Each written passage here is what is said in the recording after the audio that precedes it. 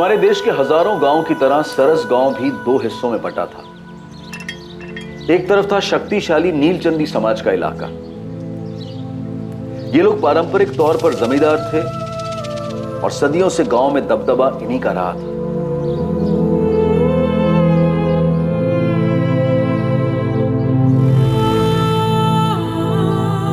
और दूसरी तरफ था तोलारी समाज का इलाका। ये लोग नीलचंदियों के खेतों में मजदूरी करते थे। सदियों से गांव में इनका पलड़ा हल्का ही रहा। नीलचंदी और तोलारी समाज सदियों से एक साथ रहते आए थे और इनके साथ इनके बीच की रंजिश और तनाव भी चलता आया था। दोनों समाजों को एक दूसरे की जरूरत थी। नीलचंदियों को मजदूरों की जरूरत थी और तोलारियों को मजदूरी की। इस परस्पर निर्भरता के बने रहने के लिए गांव में शांति बनाए रखना अनिवार्य था। और बहुत जल्द एक जुर्म की श्रृंखला इस सारे गांव को झकझोर देने वाली थी। नीलचंदी और तोलारी समाज युद्ध के कगार पर खड़े होने वाले थे।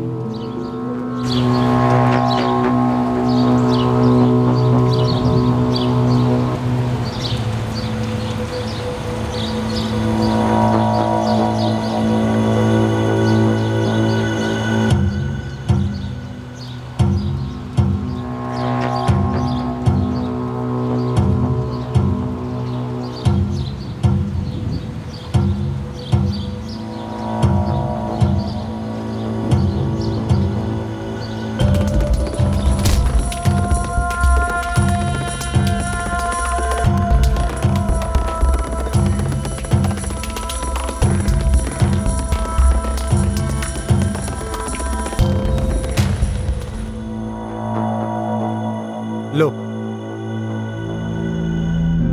देखो साहब लोग तुम्हारे लड़के को ढूंढ रहे। तुम दोनों यहाँ कल शाम से बैठे हो, न घर गए न खाना खाया। थोड़ी सी चाय है, पी लो। तुकाराम, हाँ तुकाराम, हाँ तुकाराम, क्या हुआ? मैंने तेरे राहुल को देखा रे तुकाराम। क्या? उठा देखा, बोलना। वो नीलचंदियों के खेतों में।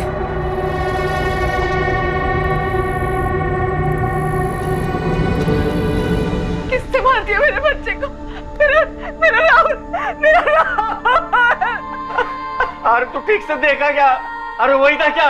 हाँ तुकाराम, मैंने ठीक से देखा, वही था। हाँ तो चल। एक मिनट, तुम दोनों यही रुको। हाँ, तू अपने घरवाली को संभाल, तू अंदर आ। मेरा बच्चा उधर, मुझे जाने दो। मेरा बच्चा।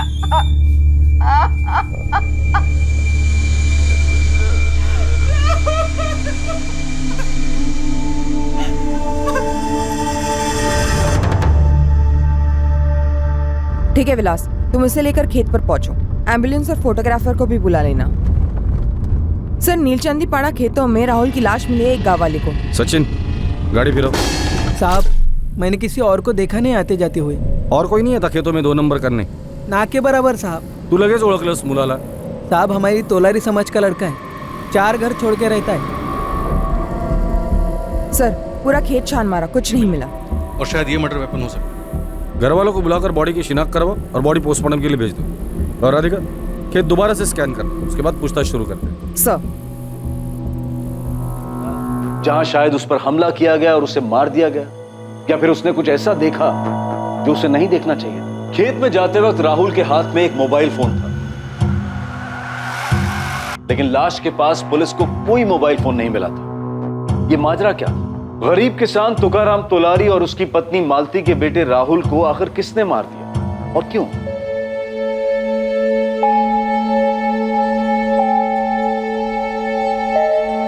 तुकाराम, मालती, तुम्हारे राहुल को खोने का दर्द हमारे पूरे तोलारी समाज को। तुम्हारा छोटा भाई प्रवीण तो तुम्हारे साथ है ही, हम सब भी हैं। तुम्हें इंसाफ मिलने तक हम चुप नहीं बैठेंगे। ओम प्रकाश भाऊ, आप हमारे समाज के मुखिया हैं। आप भी पुलिस को सीधा सीधा जाके बता क्यों नहीं देते कि कौन है इस सबके पीछे? हम सब जानते हैं कि सुखीलाल नीलचंदी का किया करा है।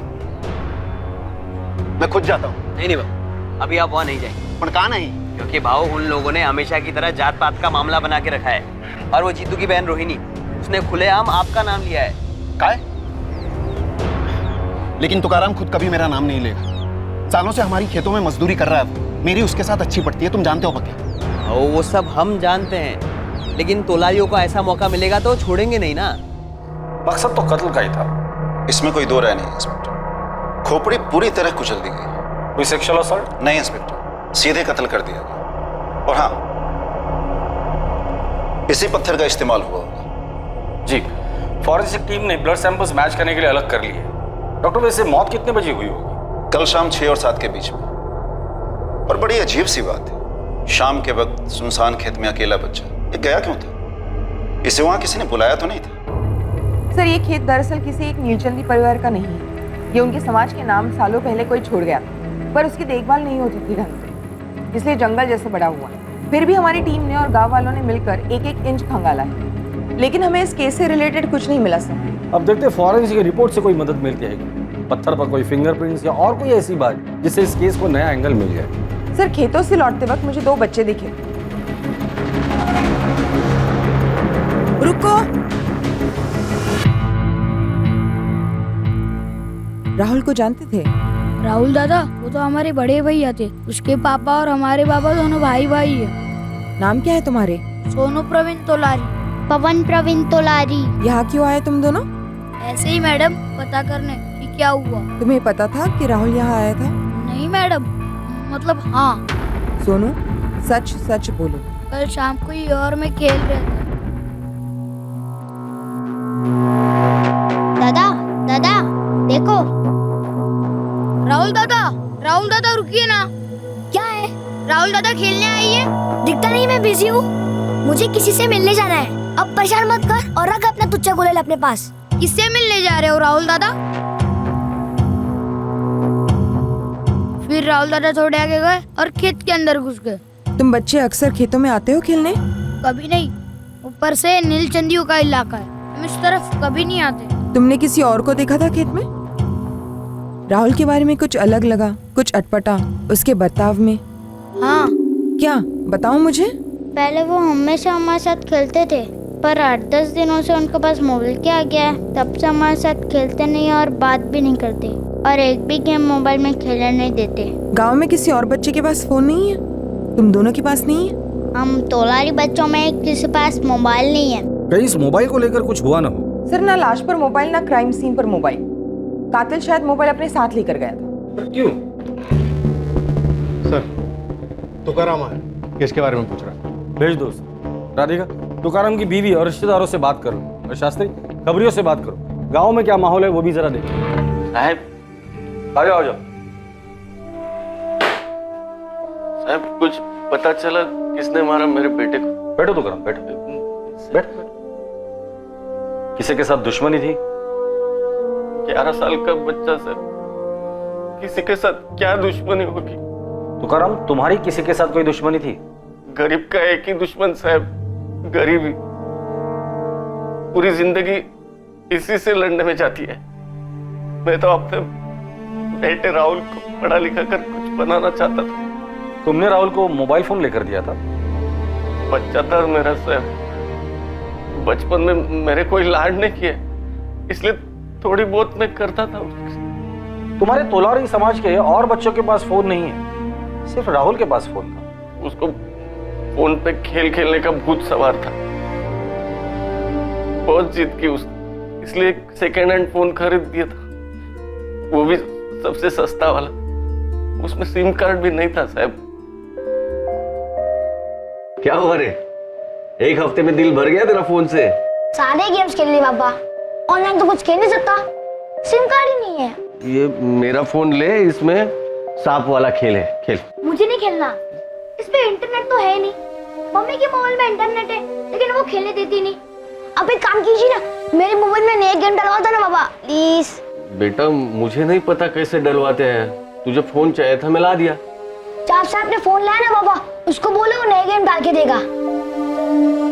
कितने पैसे लगेंगे? वो तो मुझे नहीं पता, अगर महंगा होगा तो मत डलवाना। हाँ, अपनी ताकत में रहेंगे तो अगले हफ्ते डलवा दूंगा, जब तनख्वाह मिलेगी, ठीक है? थैंक यू बाबा। तनख्वाह मिलने से पहले ही मेरा और कातिल अपने साथ फोन भी लेकर गया है।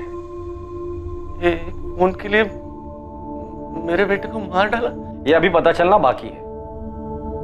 फोन में कैमरा था? हाँ साहब, वो हर चीज की फोटो लेता था, फिल्म बनाता, खूब हंसता। क्या क्या फिल्म बनाता है रे तू? अरे पापा ये तो कुछ नहीं है, ये देखो मम्मी, ये देखो गांव में, ये स्कूल के रास्ते पर, हाँ अब ये देखो ये खेतों में।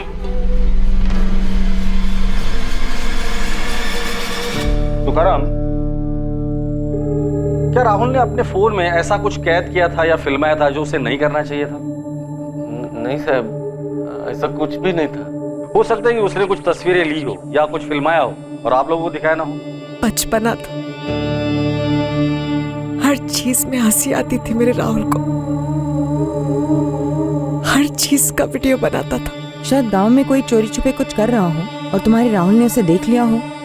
क्या मतलब? मेरा मतलब है तुम्हारे इर्द गिर्द जान पहचान में कोई ऐसा है जो गैरकानूनी काम कर रहा हो और राहुल ने उसे मोबाइल पर कैद कर लिया हो। किसी पे शक है? कोई पड़ोसी या कोई रिश्तेदार? जी ऐसा कोई नहीं था, और सिर्फ 11 साल का था मेरा राहुल, कुछ छुपाता नहीं था वो। घर से इतनी दूर खेत की तरफ तुम्हें बता कर गया था? पता कैसे चला कि राहुल गायब हुआ है? राहुल के पापा के खेत से घर लौटने के 1 घंटे पहले तक राहुल हमेशा घर वापस आ जाता था। उस दिन मैं काम में उलझी हुई थी तो मेरा ध्यान नहीं गया। उसके बाद मैं राहुल को ढूंढने गई। सोमेश्वरी, राहुल को देखा क्या? नहीं, घर नहीं आया। नहीं, मैं उसे ढूंढने ही जा रही हूँ। अच्छा मैं भी आती हूँ। राहुल! राहुल! राहुल! बाळा, राहुल दादाला पाहिलंस का? राहुल! मीना ताई, मेरे राहुल को कहीं देखा क्या? नहीं घर, वो घर नहीं आया क्या? नहीं, पूरा गांव ढूंढ लिया, कहीं नहीं मिला। रोहिणी, मैं मालती के साथ राहुल को ढूंढने जा रही हूँ। मालती ताई, राहुल ने कुछ कहा था कि कहाँ जा रहा है? नहीं रोहिणी, कुछ नहीं कहा। चलो जल्दी करते हैं। राहुल! राहुल! राहुल! राहुल! राहुल! दादा, राहुलला पाहिलं कुठे? राहुल! राहुल! राहुल! राहुल! राहुल आलाय? राहुल! राहुल बेटा कहाँ हो तुम? राहुल! राहुल! राहुल! अरे राहुल है! राहुल! राहुल! राहुल! देर रात तक हम ढूंढते रहे, फिर जाकर हम आप लोगों के पास आए शिकायत लेकर, और फिर खबर मिली कि मेरे राहुल की लाश मिली है खेत में। कभी किसी का कुछ नहीं बिगाड़ा, हमेशा अपनी मस्ती में रहता था मेरा बेटा।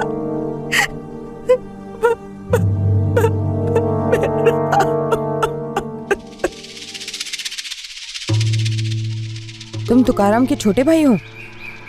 जी हाँ, प्रवीण तोलारी। क्या लगता है आपको राहुल को किसने मारा होगा? हम सब भी हैरान हैं मैडम इस हादसे से, कुछ समझ ही नहीं आ रहा है। तुम्हारा और तुम्हारे भाई तुकाराम के बीच कोई खानदानी दुश्मनी, कोई जमीन का मसला वगैरह? जी नहीं मैडम, हमारे बीच परिवार में कोई दुश्मनी नहीं थी, लेकिन आप जानते ही हैं तोलारी समाज की पीढ़ियों से दुश्मनी चली आ रही है जमींदार नीलचंदियों के साथ। कोई खास नाम? हमारे समाज के लोगों को लगता है उस जमींदार सुखीलाल नीलचंदी का हाथ हो सकता है इसमें।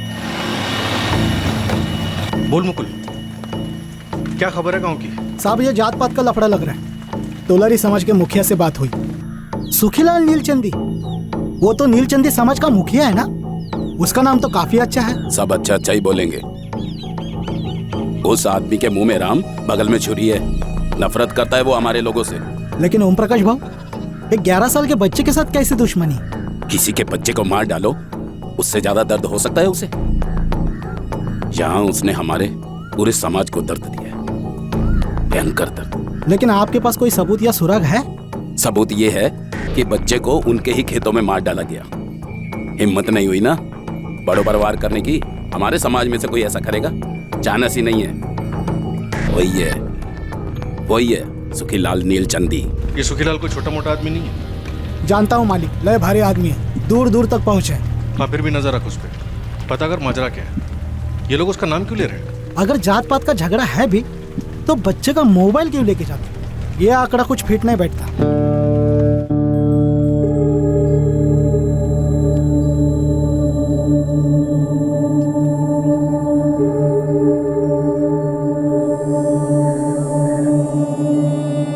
मोबाइल फोन बिना सिम का सस्ता सेकंड हैंड मोबाइल फोन लाश से अलग किया जाता है।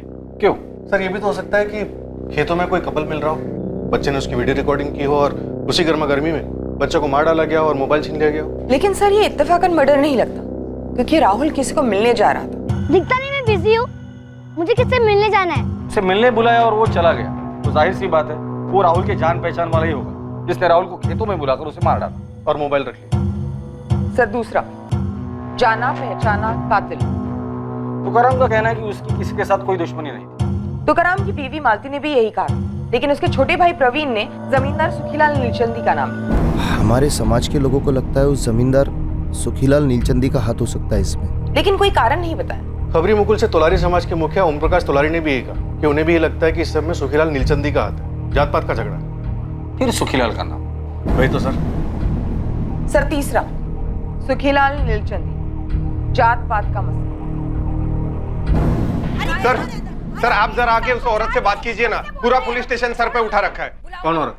वो तोलारी समाज की तूफान मेल रोहिणी तोलारी। हद हो गई, हमें इंसाफ चाहिए। बुलाओ अपने साहब को अभी के अभी बुलाओ। क्या हो रहा है रोहिणी? क्या हल्ला मचा रखा है? हल्ला नहीं करेंगे तो आप लोग सुनते कहाँ हैं साहब? 2 महीने हो गए हैं, इनका बेटा और मेरा भाई जीतू गायब है, और साथ में इनका बेटा कमलू भी गायब है। क्या कर रहे हैं आप लोग उस बारे में? उधर देखिए, जितेंद्र रवि तोलारी उर्फ जीतू, कमलेश सुरेश तोलारी उर्फ कमलू, दोनों की खोज जारी है। इनके फोटोग्राफ्स हर पुलिस स्टेशन में लगे, खबरी काम पे लगे हुए, काम हो रहा है। इतना मुश्किल होता है क्या साहब 2 लोगों को ढूंढना? वहां नीलचंदी को कोई बछड़ा भी गायब होता है तो पूरी फौज लग जाती है आपकी, और 24 घंटों में यूं ढूंढ निकालते हैं आप उन्हें। तुम कहना क्या चाहती हो रोहिणी? मैं वही कहना चाहती हूँ साहब जो आप सुनना नहीं चाहते, वही जो आप सुनकर अनसुनी कर देंगे, और वो है सच। और सच यही है साहब कि मेरे भाई जीतू और इनके बेटे कमलू को नीलचंदी के प्रधान सुखीलाल ने ही गायब करवाया, और उसने तगड़े पैसे ठूसकर आपके मुंह में से आपकी जुबान भी गायब करवा दी। 11 वर्षीय राहुल तोलारी के कत्ल के 2 महीने पहले सोलापुर के सरस गांव में एक और रहस्यमय वारदात हुई। गांव के 2 नौजवान जितेंद्र तोलारी उर्फ जीतू और कमलेश तोलारी उर्फ कमलू, ये दोनों अचानक एक ही रात को गायब हुए। रोज की तरह वो गांव के अनाज के गोदाम में अपनी ड्यूटी पूरी कर अपने अपने घरों के लिए निकले थे, पर उस रात घर पहुंचे ही नहीं।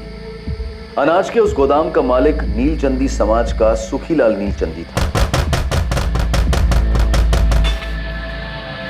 क्या हो गया?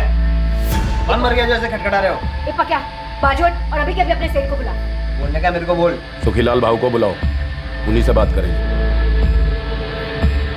क्या हुआ ओम प्रकाश? सुखीलाल जी, मेरा भाई जीतू और इनका बेटा कमलू दोनों अभी तक गोदाम से घर नहीं वापस पहुंचे हैं। तो इसमें मैं क्या कर सकता हूँ? दूध पीते बच्चे थोड़ी ना है। जहां तक मुझे मालूम है दोनों जमकर शराब पीते बैठे होंगे किसी ठेके पर।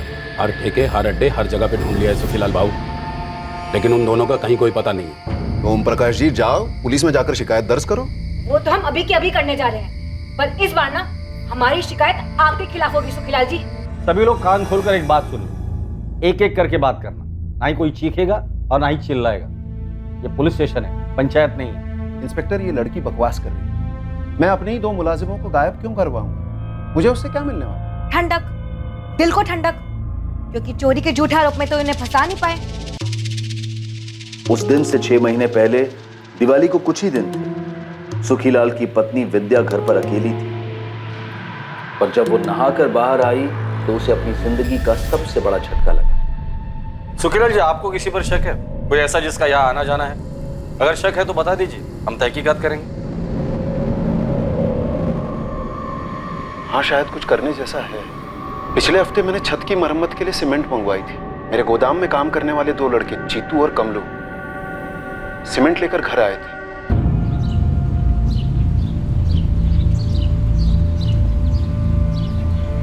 उस खिड़की के नीचे रख दो सारी बोरिया। वो कड़िया जब आएगा तब देख लेगा कैसे क्या करना है, और जल्दी जल्दी हाथ पैर चलाओ। बढ़ लगा ए जीतू, चलो कर।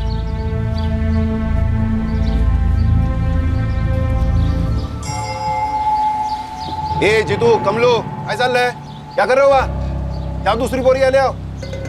मैं दावे के साथ तो नहीं कह सकता कि चोरी उन्होंने ही की है, लेकिन और कोई भी हिम्मत नहीं कर सकता। मुझे उन दोनों का बर्ताव भी अजीब लगा। ऊपर से दोनों पीने वाले लड़के, गरीब हैं, मन ललचाया होगा। सुखीलाल के शक के आधार पर पुलिस ने जीतू तोलारी और कमलू को गिरफ्तार कर लिया। इससे तोलारी समाज में हलचल मच गई। शास्त्री साहब, आप बिना सबूत के हमारे बच्चों को ऐसे नहीं उठा सकते। वो नीलचंदी कुछ भी कहेगा तो आप लोग मान लेंगे क्या? हमारे बच्चे कोई गलत काम नहीं करते। अरे साहब, अगर गलत काम करते तो मेहनत मजदूरी क्यों करते वो? आप अभी के अभी हमारे लड़कों को छोड़ दीजिए साहब, वरना हमारा पूरा समाज रास्ते पे उतर आएगा साहब। 2 मिनट के अंदर आप लोग ना सिर्फ पीछे हटेंगे बल्कि सीधा अपने घरों पर, और जो बीच में आएगा वो हवालात में।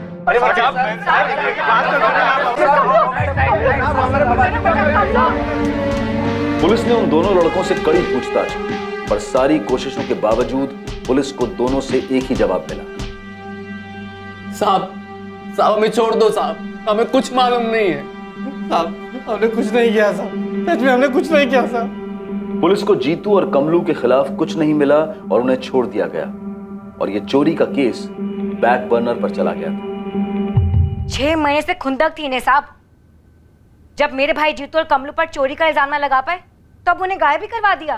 इंस्पेक्टर, जब आपने मुझसे कहा कि आपको उन दोनों के खिलाफ कुछ नहीं मिला, तो मैंने अपनी गलती मान ली और उन दोनों को वापस काम पे रख लिया, ताकि 6 महीने बाद आप ये सारा खेल फिर से खेल सको और कोई आप पे शक ही ना करे। एक मिनट, तुम सुखीलाल जी पर कौन सी बुनियाद पर आरोप लगा रही हो? इन्होंने कौन सी बुनियाद पर मेरे भाई जीतू और कमलू पर चोरी के आरोप लगाए थे, और आप लोगों ने कौन सी बुनियाद पर उन्हें गिरफ्तार किया था, उनकी कुटाई की थी? हाँ, जवाब दीजिए। इनका खून खून और हमारा खून पानी, ये कैसा इंसाफ हुआ साहब?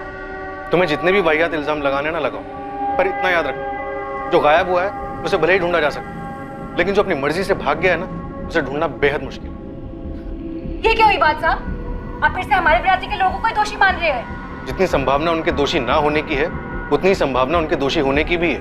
जब वो मिलेंगे या पकड़े जाएंगे, तब दूध का दूध और पानी का पानी हो जाएगा। कहीं आपके दूध और पानी के चक्कर में उनका खून ना हो गया साहब। अब हमारे खून को हल्के में ना ले। अब हमारे खून बहने के दिन गए साहब। अब हम और नहीं सहेंगे, चुप नहीं रहेंगे हम।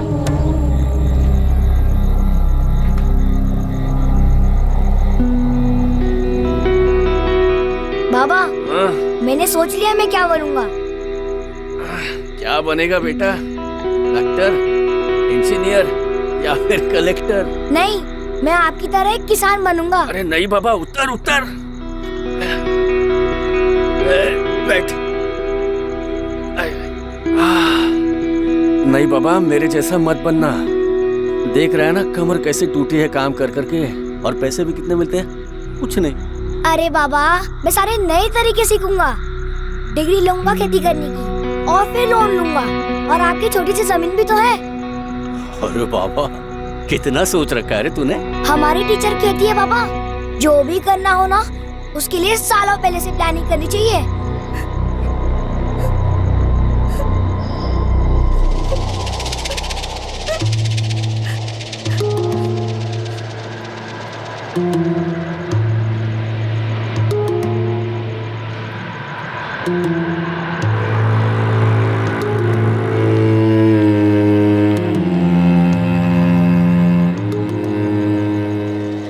तुम्हें उसे संभालना होगा तो करो। हाँ, खुद के दिल पर पत्थर रख के संभालना होगा। मेरे दिल में कुछ नहीं है शरद भाऊ, वहां सिर्फ वो था, और सिर्फ वो, सब खाली। खलास, चलता हूं।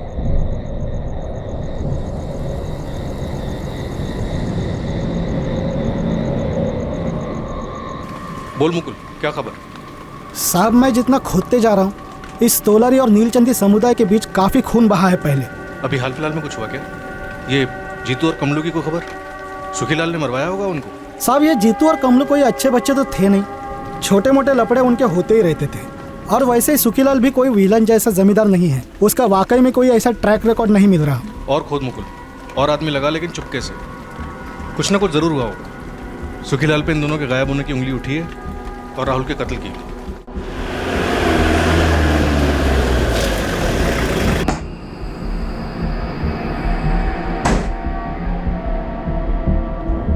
सुखीलाल जी थांबा, आप मेरे साथ चलिए। सुखीलाल जी, सर आपका वेट कर रहे हैं।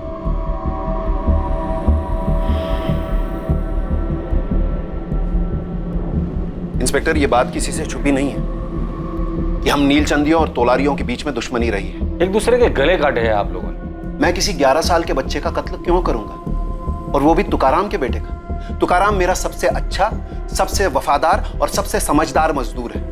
वो नहीं तो मेरा खेत नहीं। गांव वालों को जो कहना है कहे, जो उंगलियां उठाना है उठाए, पर इस पूछताछ का कुछ तो सर पैर होना चाहिए। 10 जून की शाम को 6 और 7 के बीच तुम कहाँ थे? मैं भाऊ के बंगले पर था। क्या कर रहे थे? महेश बाबा के साथ बैडमिंटन खेल रहा था। मैं घर में बैठकर अपने 2 पेग लगा रहा था। खेत में किसी बच्चे का कत्ल नहीं कर रहा था। कत्ल तो घर पर बैठकर 2 पेग लगाते लगाते भी करवाया जा सकता है। जिस तरह इस कमरे के अंदर बैठकर बिना सबूत के इल्जाम लगाया जा सकता है। अपना नंबर लिखो।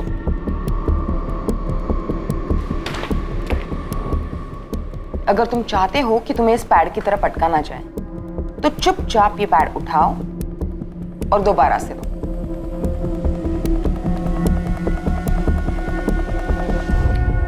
गलती से ये मत समझना कि तुम यहाँ कुछ हो।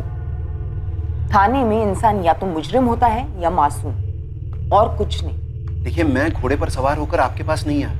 आपने मुझे बुलाया, आप सवाल पूछ रहे हैं और मैं जवाब दे रहा हूं। तो दीजिए जवाब।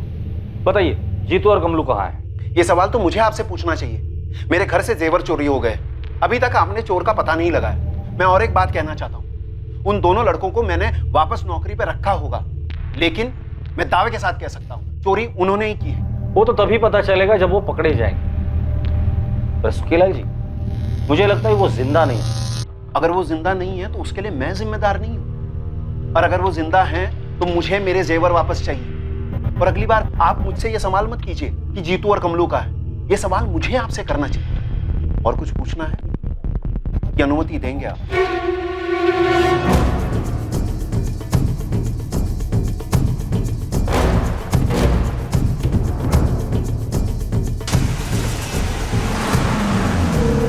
सुखीलाल और उसके आदमी के कॉल रिकॉर्ड्स निकालो तुरंत। जी सर। सुखीलाल को हम क्लीन चिट नहीं दे सकते। तुकाराम सालों से उसके यहाँ मजदूरी कर रहे हैं, तो दोनों के बीच खटास पैदा हुई होगी, या फिर ऐसी कोई बात जो अभी तक हमारे रडार पर नहीं आई।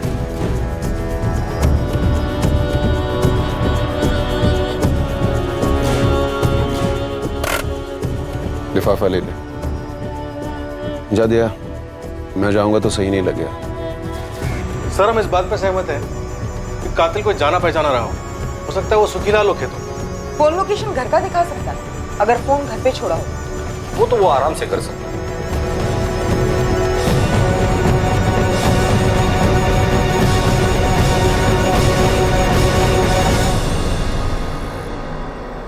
राहुल, जरा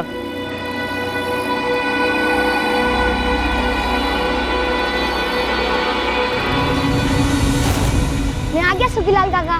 मुझे मालूम था तू आएगा। तुझे अपने मोबाइल में नए गेम्स चाहिए थे ना? हाँ? दे दे अपना फोन दे पक्का, वो तुझे नए गेम्स डाल के दे। हो सकता है बच्चे ने मोबाइल में सुखीलाल के खिलाफ कुछ तो रिकॉर्ड किया होगा, इसलिए सबूत और गवाह दोनों मिटा दिए। या मोबाइल में गेम डालने के बहाने बच्चे को खेत पे बुलाया और उसे मार दिया गया हो, क्योंकि मकसद मारना था। क्यों? कोई ठोस मकसद भी तो सामने आना चाहिए। सर, ये कत्ल एक आग लगाने के लिए हो सकता है। दोनों गुटों के बीच एक चिंगारी, गुलेल से मारा गया पत्थर।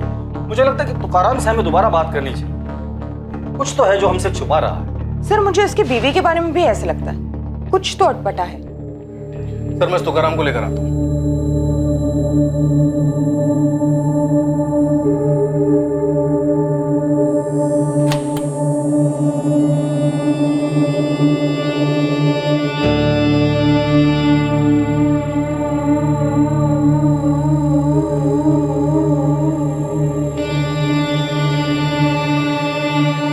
राहुल, क्या शूट कर रहे हो? सुनो, दिखाओ। राहुल, राहुल क्या कर रहे हो? सर, बिना बताए किसी का शूट नहीं करते राहुल। दिखाओ क्या बना। दिखाओ। यार फोन दो। फोन दिखाओ। आज के बाद तुम मेरे फोन को हाथ नहीं लगाओ। मैं सिर्फ गेम्स खेल रहा था। मैंने कहा ना, छुओगे नहीं। तो बाबा मुझे खुद का फोन लेकर क्यों नहीं देते?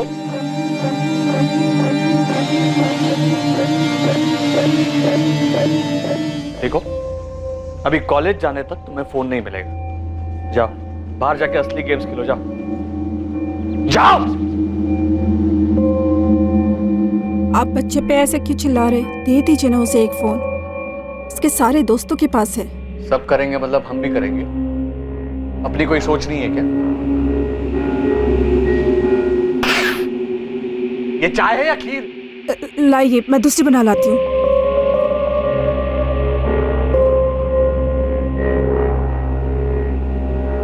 पिछले कुछ दिनों से आपको हो क्या गया है? आप इतने चिड़चिड़े क्यों हो गए? बाबा हद है, ये तोलारी हम लोगों पर इल्जाम लगाए जाएंगे और हम बस चुप बैठे रहेंगे। चुप कौन बैठा है महेश? और तुम्हें इतना गुस्सा क्यों आ रहा है? इसका गुस्सा काफी समय से चल रहा है। जब से घर में चोरी हुई है ना, तो वापस उन्हें असद से। क्या वापस?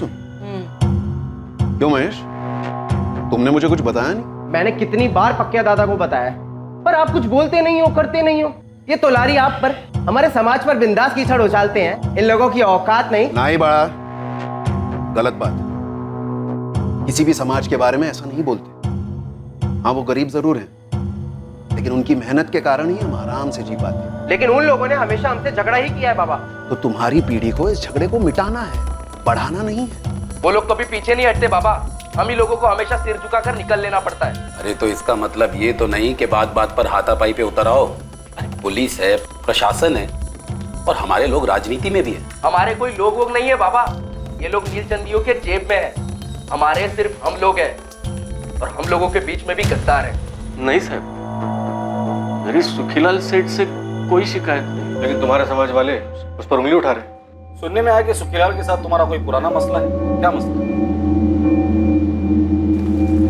तो तुम कह रही थी? हाँ मैडम, ये सुखीलाल का आदमी पकिया एक नंबर सा खड़ूस है। तो क्या हुआ उसे? कुछ किया? छेड़ा तुम्हें? नहीं, वो नहीं। वो कल आया था यहाँ, इस तुकाराम को कुछ पैसे दे रहा था। अच्छा, ये पहली बार हो रहा है? मैंने तो पहली बार ही देखा मैडम। पर ये हो क्यों रहा है? तुकाराम सुखीलाल के पैसे क्यों ले रहा है? वो लोग तो हमारे दुश्मन हैं। हमारे समाज की जो दुश्मनी है नीलचंदियों से, वो मेरी दुश्मनी नहीं है साहब। मैं कभी किसी लफड़े में नहीं पड़ा हूं। मुझे तो बस अपने काम और अपने बच्चे से मतलब था, और मेरा बच्चा ही नहीं रहा तो काम करने में मतलब ही नहीं रहा। काम के दौरान सुखीलाल या उसका आदमी पकिया या और किसी से कभी झगड़ा हुआ था? नहीं साहब, कभी नहीं।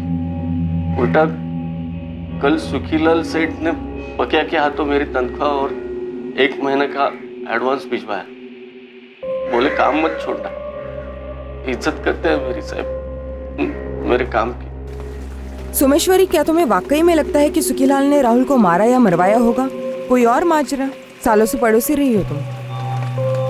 देखिए मैडम, मेरा नाम नहीं आएगा ना?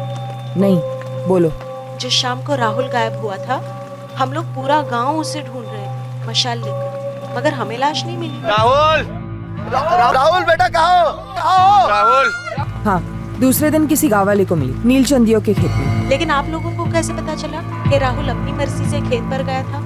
जब मैंने पूछा था राहुल के चचेरे भाइयों से, सोनू और पवन। तुम्हें पता था कि राहुल यहाँ आया था? नहीं मैडम, मतलब हाँ। राहुल दादा खेलने आई है? दिखता नहीं, मैं बिजी हूँ, मुझे किसी से मिलने जाना है। जब आपने पूछा तब उन दोनों बच्चों ने आपको बता दिया कि राहुल खेत पे गया था। पर जब हम सब लोग, पूरी बिरादरी उसे रात भर ढूंढ रहे थे, तब दोनों ने चूं तक नहीं की। तो तुम ये कह रही हो कि किसी ने उनसे चुप रहने के लिए कहा था? उनका बाप जो है प्रवीण, तुकाराम भाऊ का छोटा भाई। भाइयों के बीच कोई मसला? जमीन। अरे दादा, वो जमीन सड़ रही है। कुछ सड़वड़ नहीं रही है, हमारे पुरखों की जमीन है जो हमारे बाबा ने हमें दी है। अरे रुमाल जितनी जमीन बंजर है, अब खरीदार सामने से आया है। अरे मुझे आंसू की हमें नहीं बेचनी है, वो जमीन हम हमारे बच्चों को देंगे, मेरे राहुल को, मेरे सोनू पवन को, वो उनके बच्चों को देंगे। ए बक दादा, भले महान है, मेहनती भी है, अच्छा खासा कमा लेता है और बचा भी लेता है, पर हर कोई तेरे जैसा नहीं बनना चाहता। कम से कम मैं तो नहीं बन सकता। एक सामने से खरीदार है, अब तो ना मत कर। आता काय भी झालं तरी मेरा जवाब नाही हो। अरे पर पैसा ही सब कुछ नहीं होता है प्रवीण, इंसान की इज्जत भी कोई चीज होती है। अहो वहिनी, तुम्ही तरी समजावा की तो प्रवीण ने राहुल को मार डाला ताकि जमीन आगे बढ़ने का सवाल ही ना हो, और तुकाराम बेच दे, और दोनों बच्चों को भी चुप रहने के लिए कहा।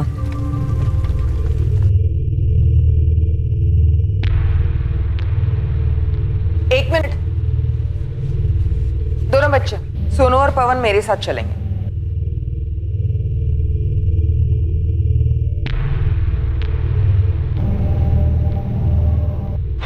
साहब, तुकाराम दादा, कुछ पता चला क्या किसने किया है? नहीं। तो साहब मुझे बस ना, सुनने में आया तुम दोनों भाइयों के बीच जमीन को लेकर कुछ झगड़ा चल रहा है। 15/17 तोलारी पड़ा। तो इस जमीन का राहुल के कत्ले से क्या ताल्लुक है? तुकाराम, तुम जमीन बेचना नहीं चाहते, और प्रवीण, तुम जमीन बेचना चाहते। तो सिर्फ इतने के लिए मैं अपने भतीजों को मार दूंगा? सोनू, पवन, देखो तुम्हें सच बताना होगा। क्या तुम्हारे बाबा ने तुमसे ये कहा था कि किसी को नहीं बताना कि तुमने राहुल को खेत में जाते देखा था? नहीं मैडम, भगवान की कसम, बाबा ने हमें ऐसा कुछ नहीं कहा था बोलने के लिए। तो फिर बेटा तुमने सारे गांव वालों को खेत वाली बात क्यों नहीं बताई? हम दोनों काफी डरे हुए थे कि राहुल दादा के साथ कुछ गलत तो नहीं हो गया। हमें कुछ समझ नहीं आ रहा था, इसलिए हमें किसी को बोला नहीं। आपको मुझ पे शक है ना? तो इनसे भी पूछो ना, इन्होंने बच्चा खोया अपना, क्या इनको भी मुझ पे शक है? नहीं साहब, हमारी जमीन का मसला ऐसा कोई मसला नहीं है, और प्रवीण मेरे साथ ऐसा कभी नहीं करेगा। 10 जून की शाम को कहाँ थे? मैं रहीम खान की जमीन पे काम कर रहा था। नंबर दो उसका। पहले अपना नंबर दो प्रवीण।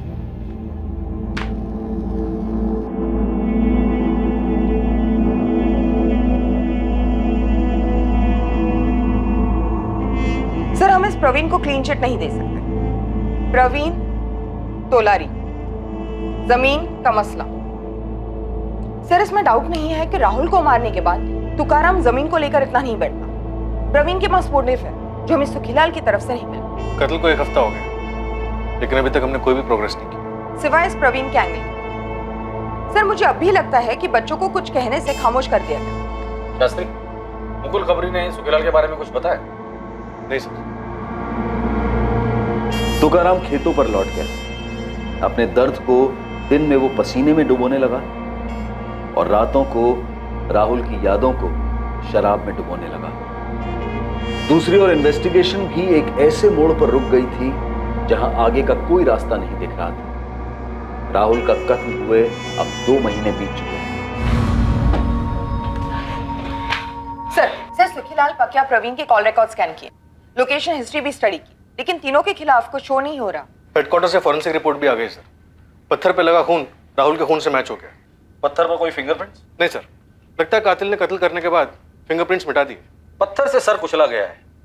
मुझे लगता है इस केस को हमें अलग एंगल से देखना चाहिए। हो सकता है ये कातिल बच्चों को मारने वाला कोई साइकोपैथ है, या फिर कोई तंत्र मंत्र वाला, जिसका इस गांव और उसके पॉलिटिक्स से दूर दूर तक कोई कनेक्शन ना हो। लेकिन सर, कातिल जाना पहचाना हुआ होगा। हो सकता है ये साइकोपैथ के तांत्रिक, उसने बच्चे से दोस्ती कर ली हो। वैसे भी ये लोग एक्सपर्ट होते हैं अपने शिकार से दोस्ती करने में। खबरियों से पता करो गांव में कोई नया दिखा था क्या। और राधिका, जितने भी पुराने साइकोपैथ्स और तंत्र मंत्र वाले हैं, उन सबकी हिस्ट्री निकालो।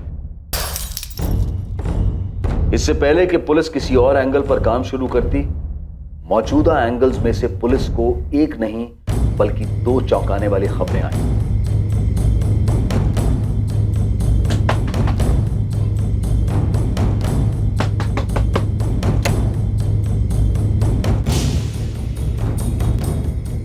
कमल, तू?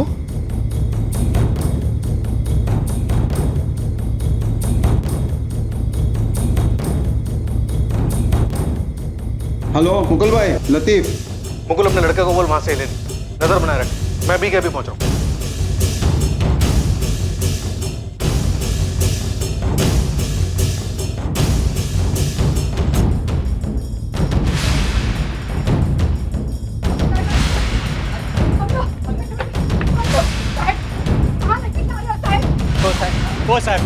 वो साहब।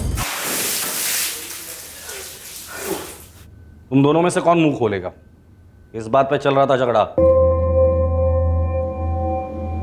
साहब, मैंने तुकाराम दादा से एक सवाल पूछा था।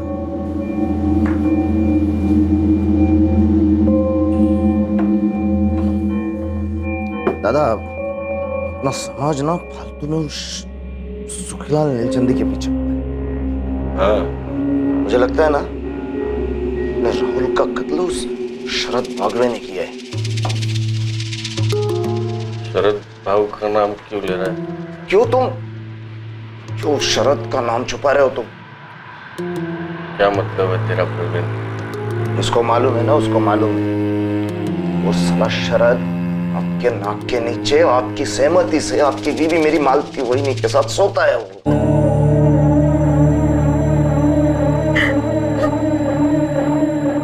उस कुत्ते शरद ने वहीनी को आपसे अलग करने के लिए राहुल को रास्ते से अलग कर दिया। आप यहाँ बैठकर सब सह रहे, सिर्फ आंसू बहा रहे। क्या बोला? यही काट दूंगा साले। करम, क्या प्रवीण ने जो बताया है वो सच है? तुकाराम, तुम्हें बताना पड़ेगा। तुम्हारे इकलौते बेटे राहुल का कत्ल हुआ है। जो प्रवीण बोल रहा है वो सच है? क्या तुम भी इस कत्ल में शामिल थे? नहीं। तो फिर बोलो, माजरा क्या है? तो बता कम, कहाँ था इतने? और तेरा जोड़ीदार जीतू कहाँ है? ये सच है कि मेरी पत्नी मालती और शरद बागवे के बीच रिश्ता रहा है, मेरे सामने।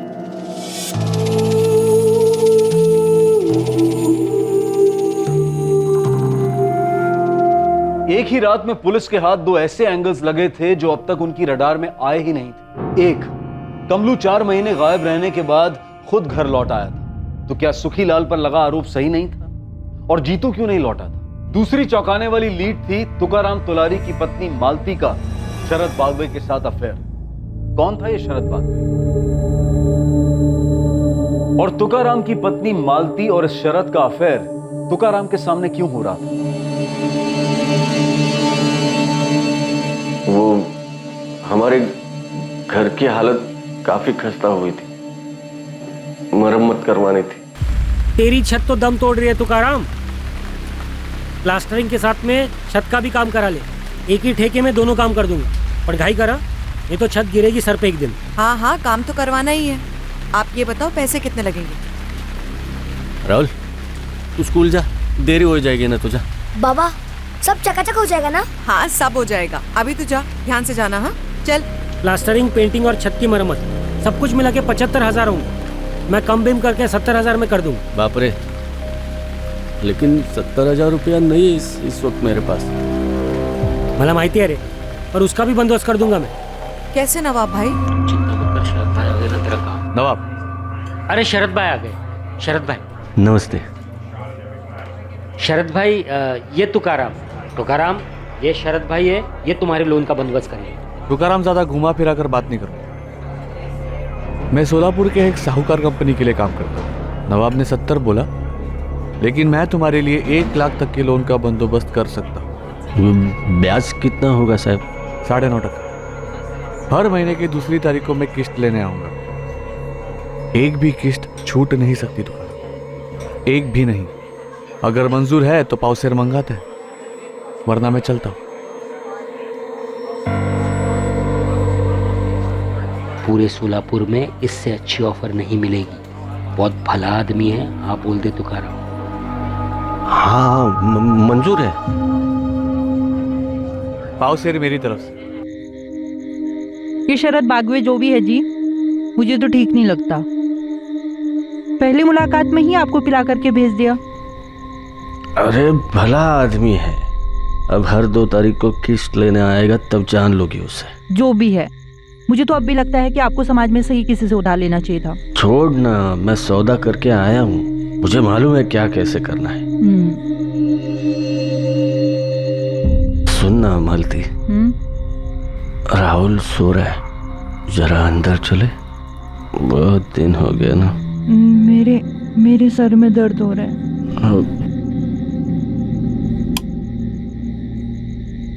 अगले दिन से घर काम शुरू हो गया और 1 हफ्ते में पूरा हो गया, और फिर 2 तारीख भी आ गई। अरे नमस्ते नमस्ते शरद भाऊ। नमस्ते। काम पूरा हो गया? हाँ जी हो गया। हाँ। मालती मेरी पत्नी। नमस्ते। सुंदर। हाँ? बहुत सुंदर काम किया है नवाब ने घर पे। हाँ हाँ। अच्छा काम की बात, किस तैयार है? हाँ हाँ बिल्कुल, आप बैठिए मैं अभी लाया। चाय वगैरह? हाँ जरूर। अच्छा सुनो मालती जी। तुम्हारे लिए मेरे घर के है, मैं हर नए घर में देता हूँ, रख लो। अच्छे लग रहे तुम्हारे हाथों में।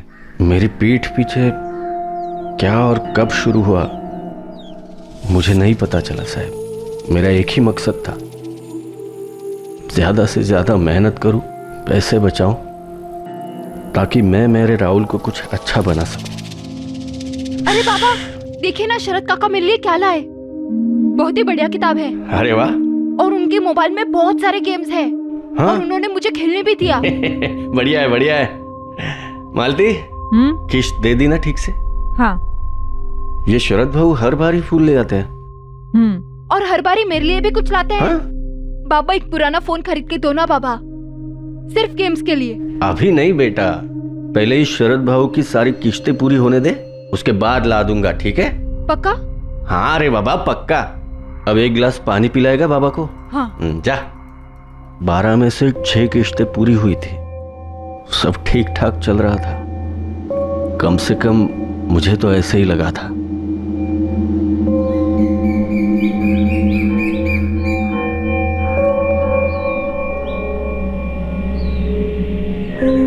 उस दिन 2 तारीख तो नहीं थी।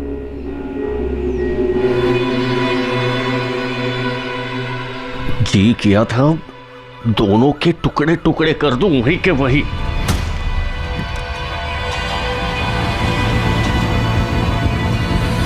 ठीक है चलता हूँ। ठीक है। और कल कुछ लाऊं? नहीं। वो मैं यहाँ से गुजर रहा था तो सोचा हालचाल पूछता चलो। अरे तुम्हारे हाथ को क्या हो गया तुकाराम? खेत में कट गया क्या?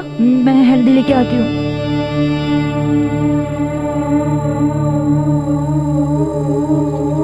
तुकाराम आज रात को 8 बजे मिल मुझे ठेके पर।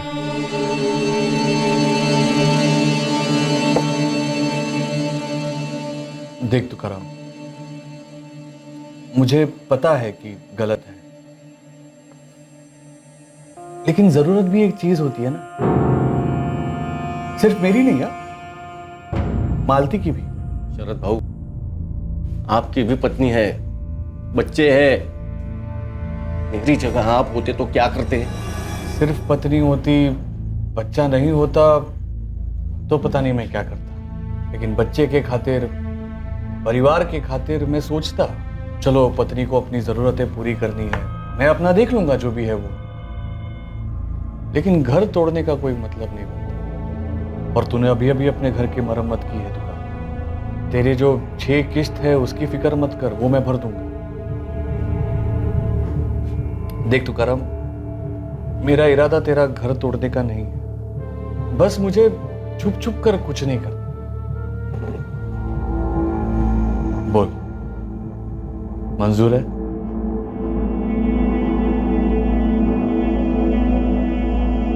घाव संभाल, अभी नया है, थोड़े दिन में भर जाएगा। लालच था, मजबूरी थी, डर था, पता नहीं क्या था, शायद सब था, पर मैंने मेरी पत्नी और उसके प्रेमी का रिश्ता कबूल कर लिया।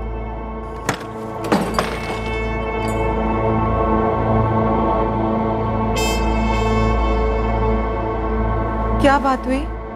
उस दिन से मेरा और मालती का एक नया रिश्ता शुरू हुआ, और वो रिश्ता था खामोशी। हम अब एक छत के नीचे 2 लोग थे जिन्हें एक बच्चे ने जोड़े रखा, और कुछ नहीं। खाना नहीं खाएंगे? पट्टी बदल दो।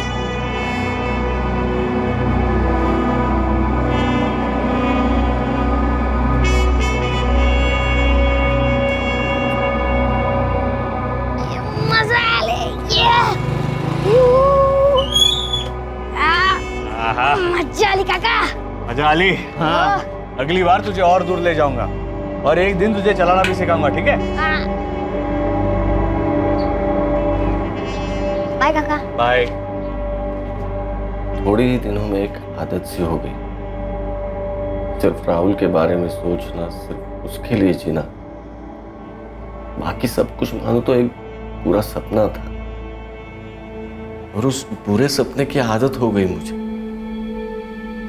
उसे मैं झेल लेता सिर्फ अपने राहुल के लिए, और अब राहुल को ही मार। साहिब, मुझे लगता है उस साले शरद ने मारा है हमारे राहुल को। नहीं। क्यों नहीं? तुम्हें कुछ और पता है या कुछ छुपा रहे हो हमसे? अब क्या छुपाऊंगा साहब, सब कुछ तो खत्म हुआ है। कुछ नहीं खत्म हुआ है। जब तक राहुल का कातिल नहीं मिलता हमारे लिए कुछ भी खत्म नहीं हुआ है। तुकाराम, तुमने बताया था कि शरद बागवे और राहुल की अच्छी जमती थी। हाँ। और हम जानते कि राहुल का कातिल उसके पहचान वाला था, तभी तो उसने राहुल को खेतों में बुलाया और राहुल वहां चला गया। अरे राहुल, बाबा ने नए गेम्स डाले कि नहीं फोन में? हाँ शरद काका, अब तक नहीं डाले। हाँ। अच्छा सुन, नीलचंदियों का खेत पता है तुम्हें? हाँ, क्यों काका? आज शाम को 6 बजे तुम वहां पर फोन लेकर आ जाओ। मैं तुम्हें एक से एक नए गेम्स डाल के दूंगा फोन। सच? हाँ, लेकिन सुनो, किसी को बताने की जरूरत नहीं, ठीक है? राहुल इधर आ।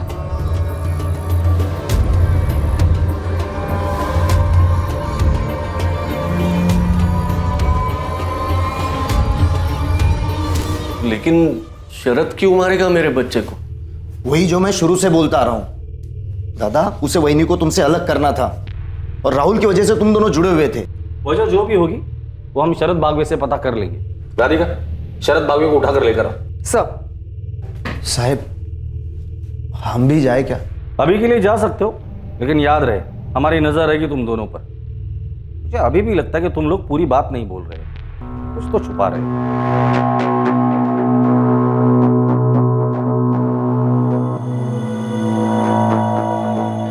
क्या बोला कमलू ने?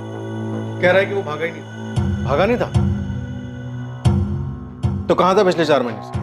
और तेरे बाप ने मिसिंग कंप्लेंट क्यों दर्ज की? साहब, उस सुखीलाल नीलचंदी के घर चोरी हुई, तब आप लोगों ने मुझे बेकार में इतना तोड़ा।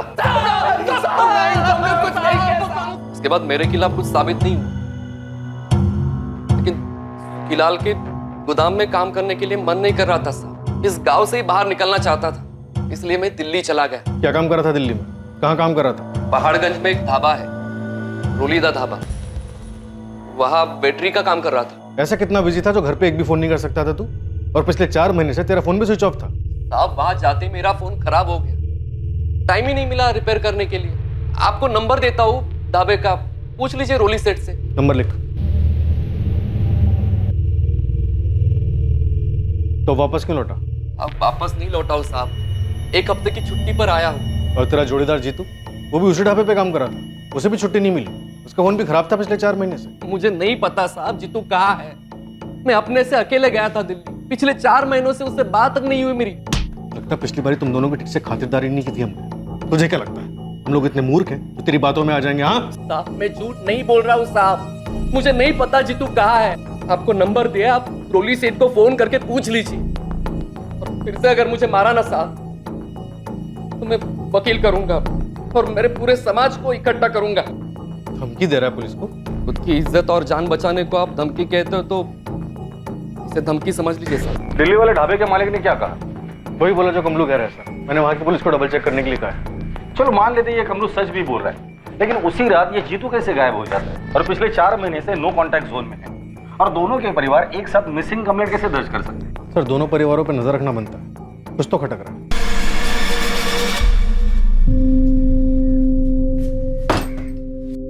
क्या हुआ पुलिस स्टेशन में? रात भर थे आप? कुछ नहीं हुआ, उन्हें तुम्हारे और शरद भाऊ के बारे में पता चला। क्या? हाय देवा, कैसे? भले जितना इत्र लगाओ, बदबू को कौन रोक सकता है?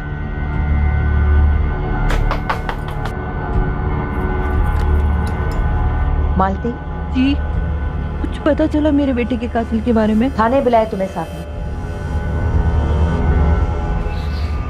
बहू, सुना आपने?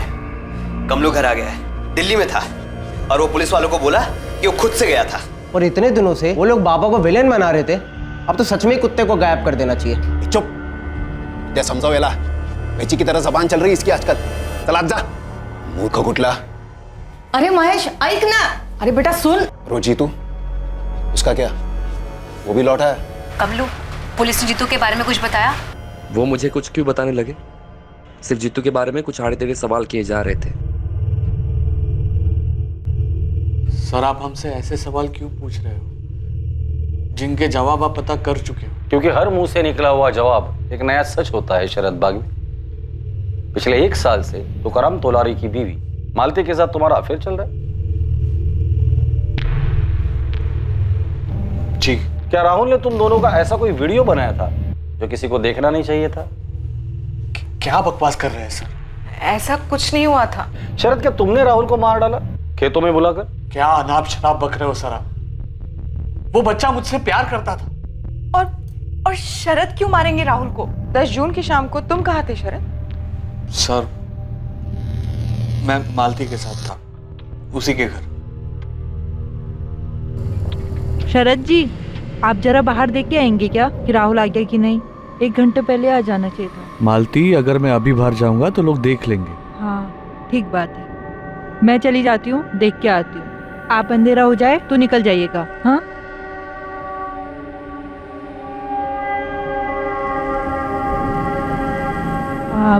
और सुनिए, राहुल के बाबा भी आने वाले होंगे, उनके आने के बाद ही निकलिएगा।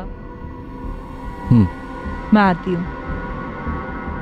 मैडम, मैं वहाँ आधा घंटा बैठा रहा, फिर तुकाराम वहाँ आया। नमस्ते शरद बाबू, ये राहुल और मालती कहाँ है? वो राहुल शाम से घर नहीं लौटा है, तो मालती उसे ढूंढने गई। क्या? मैं भी जाकर देखता हूँ। रुक तुकाराम, अंधेरा हो गया, मैं भी निकलता हूँ। बस यही हुआ था मैडम। यही सच है। क्या मेरे पति ने कहा कि शरद ने राहुल को? देखिए, हमसे किसने क्या कहा ये बात मायने नहीं रखती। हमें शक था, पूछ लिया। तुकाराम मुझ पर कभी उंगली नहीं उठाई। मैं जानता हूँ आपके कान उसके भाई प्रवीण ने भरे होंगे। वो मुझे पहले से पसंद नहीं करता था। आप इतना सब पता लगा रहे हैं तो आपने ये भी पता लगा ही लिया हो कि तुकाराम और प्रवीण के बीच में जमीन को लेकर मसला था। तो तुम्हारा कहना है कि प्रवीण ने राहुल को मारा हो? सर, वो मुझ पर बेवजह उंगली उठा रहा था, शायद उसी में कुछ खोट। नहीं साहब, मैं नहीं मानती कि प्रवीण ने कुछ भी किया है। तो तुम्हें किस पर शक है? मुझे नहीं पता साहब। देखिए सर, मालती के साथ रिश्ता बनाकर मैंने शायद गलत किया, लेकिन मेरा यकीन कीजिए, इसके अलावा मैंने कुछ गलत नहीं किया।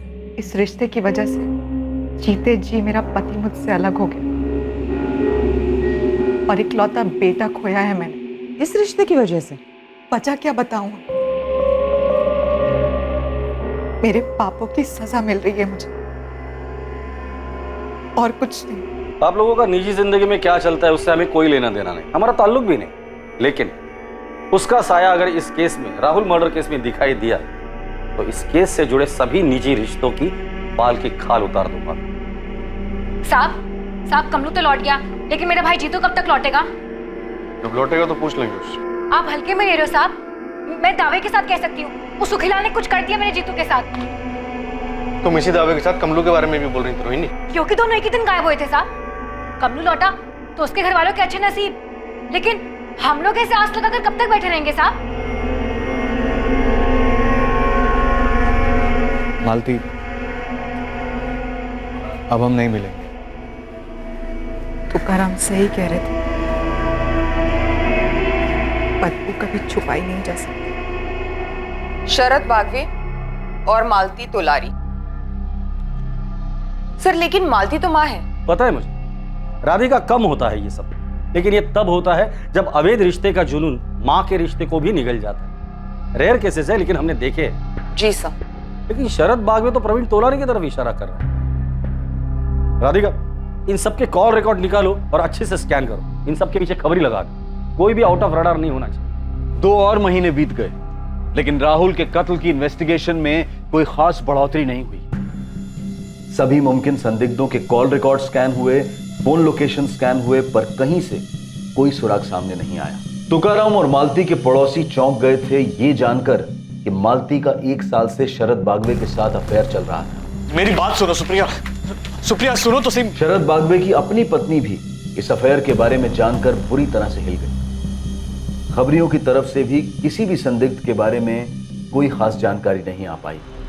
रोहिणी अपने लापता भाई जीतू के बारे में जानने के लिए लगातार पुलिस स्टेशन के चक्कर काटते जा रही थी और सुखीलाल नीलचंदी पर आरोप लगाए जा रही थी। दूसरी ओर कमलेश अपनी छुट्टी पूरी कर वापस दिल्ली लौट गया अपने काम पर। उसे रोक कर रखने के लिए पुलिस के पास कोई सबूत नहीं था। और वहीं बच्चे को खोने के बाद तुकाराम सभी रिश्तों से परे जाने लगा था, पर अंदर ही अंदर वो घुट रहा था, कुछ छुपा रहा था। राहुल का कत्ल एक शातिर साजिश का परिणाम था और इस साजिश के पत्ते बहुत जल्द खुलने जा रहे थे।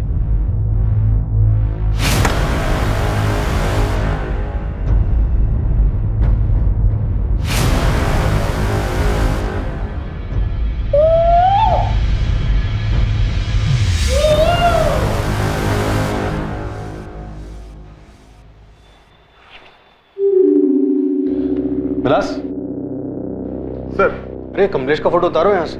बंदा लौटा, खुद से गया था, उसकी मिसिंग कंप्लेंट क्लोज की है। उतारो। जी सर। मेरे भाई की फाइल क्लोज कब करेंगे साहब? जैसे कमलेश खुद से लौटा और अपनी फाइल क्लोज करवाई, हमारा मानना है तुम्हारा भाई भी जल्दी लौटेगा और उसकी फाइल क्लोज होगी। देखिए सर, आपने बड़ी चालाकी से उस सुखीलाल को हमारी बिरादरी के बच्चे राहुल के कत्ल के केस से तो बचा लिया होगा, लेकिन मैं उसे मेरे भाई के केस से इतनी आसानी से बचने नहीं दूंगी। हाँ मुकुल बोल। मालिक एक टिप है, जल्दी बोल। आपका ये राहुल मर्डर केस और जीतू मिसिंग केस जुड़े हुए हैं, आप मिल सकते हो? ठीक है, 10 मिनट दे। रोहिणी, हमें लगता है तुम्हारे भाई की फाइल जल्दी क्लोज होने वाली है। क्या हुआ साहब? क्या केस सुखीलाल ने मेरे भाई के साथ? साहब मैं भी आ रही हूँ आपके साथ। तुम अभी घर जाओ, हमें हमारा काम करने दो। साहब उसका नाम माया है, माया तोलारी, 5वीं पास, मेरे बहन के साथ स्कूल में पढ़ती थी। देख मुकुल, जान पहचान दोस्ती एक अलग बात है, लेकिन मैं तुझे नहीं बता सकती कि वहाँ क्या हुआ था। हमारी बिरादरी के लोगों ने ना मिलकर भगवान की कसम खाई थी कि कोई भी बात बाहर नहीं जाएगी। बच्चे तो भगवान का रूप होते हैं ना माया, और एक बच्चे का कत्ल हुआ है, वो भी तेरी बिरादरी का था। लेकिन तू समझ क्यों नहीं रहा है? मैं नहीं बता सकती कि वहाँ क्या हुआ था। कहाँ क्या हुआ था? वो जिस दिन राहुल का मर्डर हुआ था, उसके दूसरे दिन उसके घर पे समाज की मीटिंग हुई थी। क्या मीटिंग? पर तू कह रहा था जीतू मिसिंग केस और राहुल मर्डर केस आपस में जुड़े हुए, कैसे? माया मेरे को बताइए, मैं आपको बताऊंगा। आप सुखीलाल से पूछेंगे, तुकाराम से पूछेंगे, अब डायरेक्ट उठा के पूछ लो ना साहब। मैं तो पहले से बोल रहा था, ये जात बिरादरी का झोल है। सुनिए सुनिए, उठिए, पुलिस आई है, उठिए, पुलिस आई है।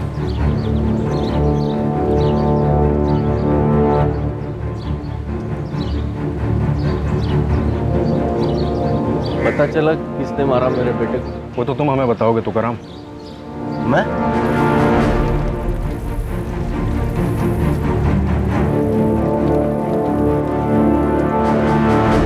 तुकाराम, 11 जून को दोपहर को तुम्हारे घर पर मीटिंग हुई थी तुम्हारे तोलारी समाज की। जी, उसके एक दिन पहले तक मेरा राहुल जिंदा था और आज हम उसी के कातिल को ढूंढ रहे हैं। उस मीटिंग में क्या हुआ था वो बताओ ना। मैं तो कुछ सुन भी नहीं रहा था और राहुल के अलावा मुझे कुछ दिख भी नहीं रहा था। तुकाराम, मालती, तुम्हारे राहुल को खोने का दर्द हमारे पूरे तोलारी समाज को है। तुम्हारा छोटा भाई प्रवीण तो तुम्हारे साथ है ही, हम सब भी हैं। तुम्हें इंसाफ मिलने तक हम चुप नहीं बैठेंगे। ओम प्रकाश भाऊ, आप हमारे समाज के मुखिया हैं। आप ही पुलिस को सीधा सीधा जाके बता क्यों नहीं देते कि कौन है इस सब के पीछे?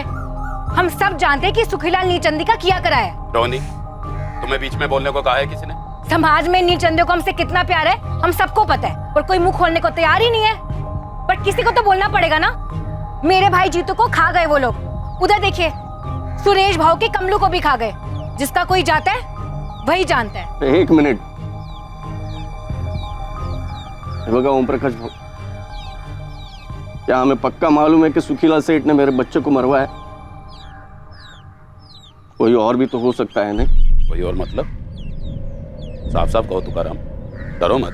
हम काहे का डर भाऊ, मैं ये कह रहा हूँ कि कातिल कोई और भी हो सकता है, हमारे बीच में से हो सकता है। तो उसका नाम लो तुकाराम दादा, बोलो।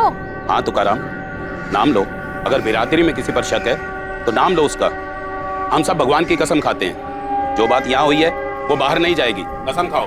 कसम है, कसम है। लेकिन अगर किसी का नाम नहीं लेने वाले तो अपनी बिरादरी का नाम तो ना ही लो। बेकार में वो नील चंदी और पुलिस वालों को मौका मत दो हमारे लोगों को परेशान करने का। मुआवजा कितना मिला? क्या? सुखीलाल के आदमी पकिया ने तुम्हें पैसे दिए थे? ये सुखीलाल का आदमी पकिया, वो कल आया था यहाँ, इस तुकाराम को कुछ पैसे दे रहा था। लेकिन मैंने आपको बताया था कि वो पैसे किस लिए थे। कल सुखीलाल सेठ ने पकिया के हाथों मेरी तनख्वाह और 1 महीने का एडवांस भिजवाया। हाँ बताया था, लेकिन हम कैसे यकीन माने कि जो तुम बोल रहे हो वो सच है?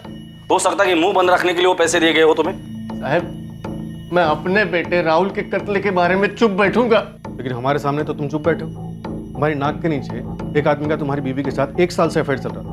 ये बात तुमने हमें बतानी जरूरी नहीं समझी। तुम्हारे बेटे के कत्ल के अगले दिन तुम्हारे समाज की बैठक में खुद सुखीलाल का नाम हुआ। खुद तुम्हारे समाज ने मुआवजे और तहकीकात की मांग की और तुमने एक शब्द भी नहीं बोला। क्यों? साहब, मेरा दिमाग सुन था और इन दोनों बातों का मेरे बेटे के कत्ल से कोई ताल्लुक नहीं है। ताल्लुक है, वो ताल्लुक तुम हो। क्या कह रहे हो आप साहब? तुम अपनी बीवी मालती से नफरत करने लगे थे, इतनी नफरत कि उससे ताल्लुक रखने वाली हर चीज से तुम्हें नफरत हो गई। और राहुल, वो तो उसी की कोख से पैदा हुआ था। नहीं नहीं साहब, ये आप बोल भी कैसे सकते हो? ये हम नहीं बोल रहे, तुम्हारी खामोशी बोल रही है। और तुकाराम, खामोशी का मतलब हम लोग झूठ समझते हैं। कातिल राहुल की जान पहचान वाला था, उसने राहुल को खेत में बुलाया और वो गया। और राहुल को खेत में बुलाने वाला और कोई नहीं बल्कि तुम थे। बाबा, आपने मुझे यहाँ क्यों बुलाया? आप मुझे तोहफा देने वाले थे ना? आपने मेरे राहुल को मैंने मारा। मैंने मारा राहुल को साहब। आप कैसे बोल सकते हो साहब? साहब, मैं कैसे मारूंगा मेरे राहुल को साहब? साहब, मैंने आपको बताया था ना, राहुल से कितना प्यार है मुझे। साहब, आप ये क्या कर रहे हो?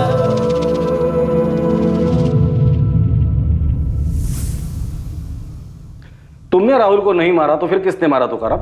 मुझे नहीं पता। चुप रहने के लिए सुखीलाल ने धमकी दी थी या समाज ने फरमान दिया था? तेल लेने गया समाज का फरमान। वो हर दूसरे दिन हर दूसरी बात पर जारी होते रहते हैं। ये मत करो, वो मत करो, इसे ना मिलो, उसे मिलो। फरमान तो मुझे जीतू कमलू के वक्त भी मिला था। जीतू कमलू के वक्त आप लोगों ने उन दोनों को उठाया था जब सुखीलाल सेठ ने उन पर चोरी का इल्जाम लगाया था। तब हमारे मुखिया ओम प्रकाश भाऊ के घर बैठक बुलाई गई थी। वैसे मैं कभी जाता नहीं हूं बैठकों में, पर उस दिन खास मुझे बुलाया गया था। यहाँ मौजूद कुछ लोग नील चंदियों को अपना आका मानते हैं। उनके जुल्मों के बावजूद उनकी चाकरी करते हैं। मैं तो कहूंगा उनके टुकड़ों पर पलते हैं। उन्हें यह चेतावनी है कि खबरदार, खबरदार, अगर सुखीलाल के यहाँ उन्होंने मजदूरी की, उसने बेबुनियाद हमारे जीतू और कमलू पर उंगली उठाई है। चोर कहा है उन्हें? क्या हम तोलारी चोर हैं? इज्जतदार और मेहनती लोग चोर हैं? सिर्फ पीटा मेरे भाई जीतू को और कमलू को पुलिस ने, जानवरों से भी बदतर पिटाई की है। न्याय होगा उनके साथ, लेकिन तब तक यहाँ बैठे हर तोलारी को यह कसम खानी होगी कि सुखीलाल तो क्या, किसी भी नील चंदी के यहाँ पर कोई काम नहीं करेगा। कसम है, कसम है। मुझे कुछ कहना है भाऊ। हाँ हाँ तुकाराम, मैं तो इंतजार कर रहा था कब बोलोगे, इसीलिए खास तुम्हें इस बैठक के लिए बुलाया है। ओम प्रकाश भाऊ, सभी लोग जानते हैं कि इतने सालों से मैं सुखीलाल सेठ के खेतों में काम कर रहा हूँ, उनका खेत संभाल रहा हूँ। मेरा उनसे कोई बैर नहीं है, मुझसे हमेशा वो अच्छे से ही पेश आए हैं। तुम कहना क्या चाहते हो? कि इस चोरी के आरोप को सिर्फ एक चोरी का आरोप ही समझा जाए, इसे जात बिरादरी का मामला ना बनाया जाए। तुकाराम दादा, तो आप ये कह रहे हैं कि मेरे भाई जीतू और इनके बेटे कमलू ने वाकई में चोरी की है? मतलब कि आपने भी उन सुखीलाल नीलचंदी के साथ हाथ मिला लिया ना अपनी बिरादरी के लड़कों के खिलाफ? नहीं नहीं, मैं कतई ऐसा नहीं बोल रहा हूँ। मैं सिर्फ इतना ही बोल रहा हूँ कि पुलिस वालों को उनका काम करने दो। अगर आपके भाई प्रवीण का पुलिस भट्टा बनाती या फिर आपकी पत्नी मालती लड़के राहुल के साथ नीलचंदी कुछ कर देते तो फिर कैसा लगता आपको? मुझे ऐसी बहस में पड़ना ही नहीं है रोहिणी। और ओम प्रकाश भाऊ, यह आपका फरमान कि मैं सुखीलाल सेठ के खेतों में काम ना करूं, मैं इसे नहीं मानता। और मेरे जैसे जो जो मेहनत की रोटी कमा रहे हैं, दुश्मनी को मिटाने की कोशिश कर रहे हैं, वो भी इस फरमान को नामंजूर करे। अरे क्या नामंजूर करे? ओम प्रकाश जी नाइंसाफी है, ओम प्रकाश जी नाइंसाफी है। शांत। तुमने जो कहना था कह लिया तुकाराम। अब मेरी बात सुनो, जो समाज की मदद को नहीं आता उसके बुरे वक्त में उसके साथ कोई खड़ा नहीं होता। कल को तुम्हारे किसी अपने के साथ नील चंदियों ने अगर कुछ किया तो दलील लेके हमारे पास मत आना। ओम प्रकाश भाऊ, समाज के सभी भाई बहनों, अभी आप सभी गुस्से में हो, तेवर चढ़े हुए हैं, इसलिए सिर्फ मैं यही कहूंगा कि दुश्मनी दो धारी तलवार है।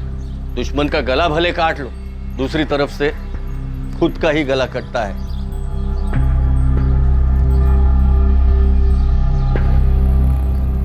फालतू का फरमान था साहब,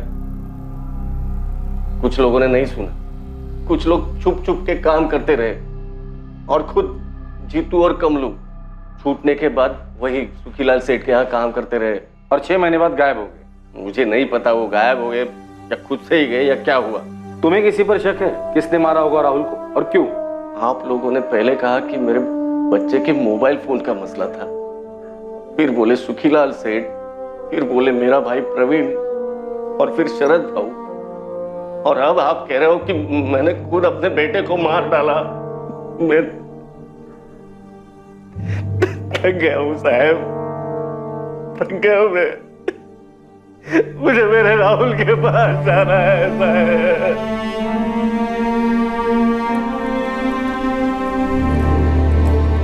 जीतू और कमलू का गायब होना और राहुल मर्डर केस, दरअसल ये दोनों केसेस ओम प्रकाश, तुकाराम और सुखीलाल से जुड़े हुए हैं। शास्त्री, तुम सुखीलाल के घर जाकर उससे बात कर, और राधिका तुम ओम प्रकाश के घर जाके, लेकिन संभल कर। ध्यान रहे कि ये दोनों अपने अपने समाज की अगुवाई करते हैं।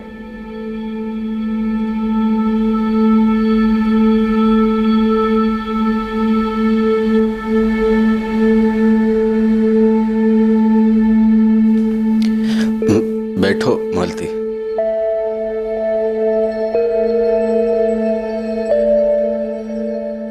पता है मालती, आज पुलिस थाने में उन्होंने क्या कहा? क्या? बोले मुझे तुमसे इतनी नफरत है कि मैंने वो नफरत तुम्हारे बेटे राहुल पर निकाली। मैंने राहुल को मार डाला मालती, ऐसे बोले। कीड़े पड़े उन्हें। आपके जैसा पिता इस दुनिया में नहीं है। लेकिन मैं एक अच्छा पति नहीं बन सका। और मैंने जो रेखा पार की उसकी माफी इस जन्म में नहीं है। पर आपने बड़ा दिल रखा। क्या बड़ा दिल? मैंने लालच की रेखा पार की थी। मुझे भी इस जन्म में कोई माफी नहीं है, लेकिन बेटा हम दोनों ने खोया है। उम्मीद करते हैं जहां भी होगा हमें माफ कर देगा।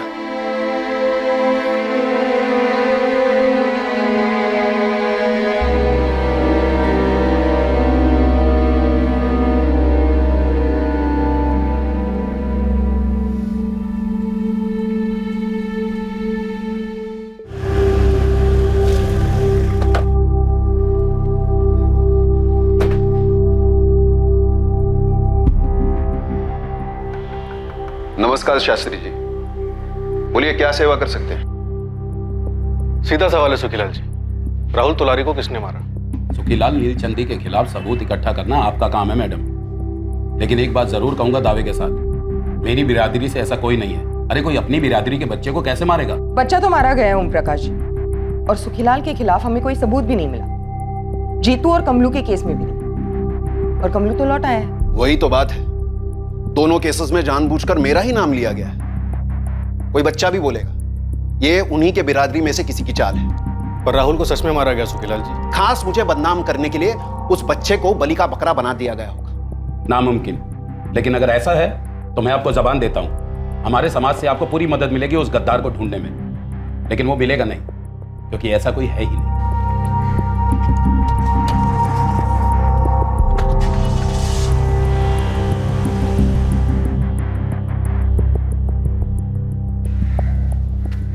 अब क्या बोल रहा था पुलिस वाला? मैंने तुमसे कहा है ना महेश, इस मसले में ना पड़ो। ये मसला मुझे विरासत में मिला है बाबा, जैसे आपको और दादाजी को मिला था। इसलिए मुझे जानना है कि हो क्या रहा है। अभी तक इस केस में क्या हुआ था और क्या हो रहा था, इस पर इन्वेस्टिगेशन की पकड़ पक्की नहीं रही थी, लेकिन बहुत जल्द इन्वेस्टिगेशन की गुलेल का निशाना सही जगह पर लगने जा रहा था और खुलने वाले थे कुछ ऐसे पत्ते जिनके बारे में अब तक किसी को भनक नहीं थी। सर, मैंने इस ओम प्रकाश का बैकग्राउंड निकलवाया, उसका ट्रैक रिकॉर्ड क्लीन है, लेकिन अपनी बिरादरी में थोड़ा शोर ड्रामा करता रहता है, पर ले देकर शांति बनाए रखा है। सुखीलाल के बारे में भी यही पता चला है सर। बच्चा तुकाराम और मालती ने खोया, जो इस वक्त हमारे संदिग्ध नहीं है। शरद भी आउट, प्रवीण आउट, सुखीलाल और ओम प्रकाश हमारे रडार पर नहीं है। फिर ऐसा कौन है जो है तो इसी दुनिया में लेकिन हमारे रडार पर नहीं आ रहा है? सर, वो फिर से आ गई है दिमाग चाटने, वो रोहिणी तोलारी, और वही दुखड़ा गा रही है। जीतू को सुखीलाल ने गायब किया, राहुल को सुखीलाल ने मार डाला। शास्त्री, सुखीलाल जब यहाँ आया था तब उसने एक बात कही थी कि तोलारी बिरादरी से कोई तो है जो उसे फंसाना चाहता है। हाँ सर, उसने तो यहाँ तक कहा था कि राहुल को जानबूझ के मरवाया गया उसे फंसाने के लिए। सर, जीतू और कमलू के केस को हमेशा एक समझा गया। कमलू ने ये कहा था कि वो भागा नहीं था और जीतू के बारे में उसको कोई खबर नहीं थी। फिर भी उसका बाप सुरेश रोहिणी के साथ आता रहता था। कमलू के बाप सुरेश को उठाकर लेकर आओ। शास्त्री, इस रोहिणी की स्कैनिंग शुरू कर दो, उसके कॉल रिकॉर्ड्स निकालो। मुझे लगता है दोनों केसेस को जोड़ने वाली कड़ी हमें मिल चुकी। वो चोरी का इल्जाम वगैरह होने के बाद हमारा कमलू एकदम गपचुप गुमसुम रहने लगा था। एक दिन काम पे गया, फिर लौटा ही नहीं। मुझे लगा जीतू को कुछ मालूम होगा, विचारना त्याला पूछना। मैं तो खुद आपसे पूछने आने वाली थी सुरेश भाऊ। जीतू भी रात भर घर वापस नहीं आया, उसका भी फोन ऑफ जा रहा है। तो फिर मैं पुलिस स्टेशन शिकायत करने जाता। रुकिए 2 मिनट, मैं भी आपके साथ आती हूँ। लेकिन शिकायत क्या करेंगे?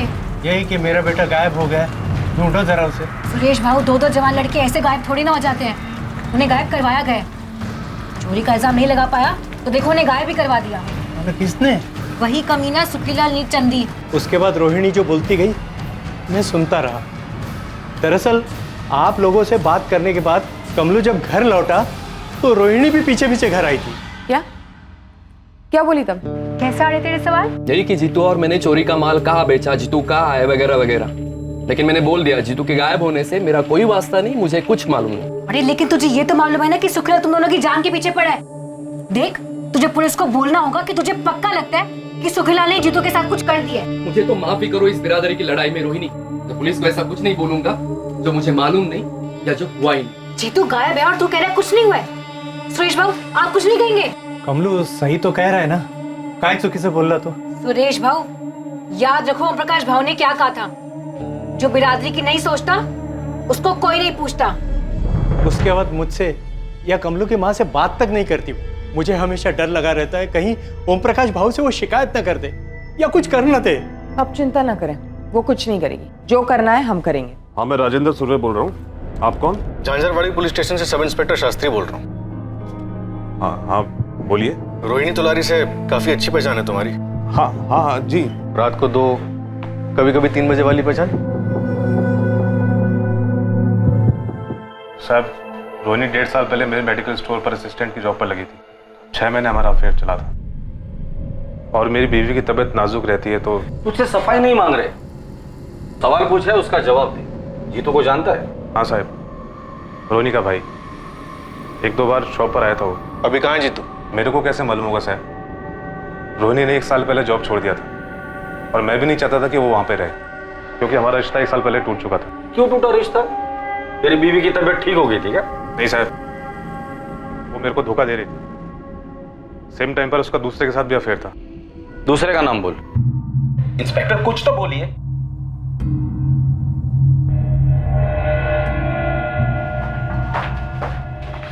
नहीं है सर। आप बताएंगे आप मेरे बेटे को ढूंढ क्यों रहे हैं? आपका बेटा 18 साल का हो गया? नहीं, अभी 2 महीने बाकी हैं। बच्चा है वो।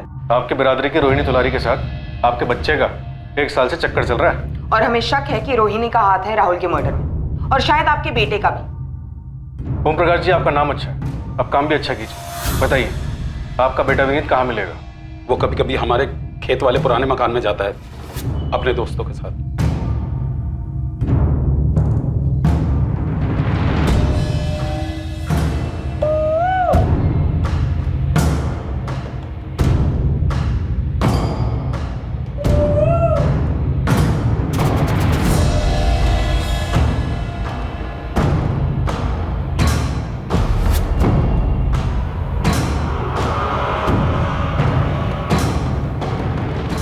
याला म्हणतात मजा।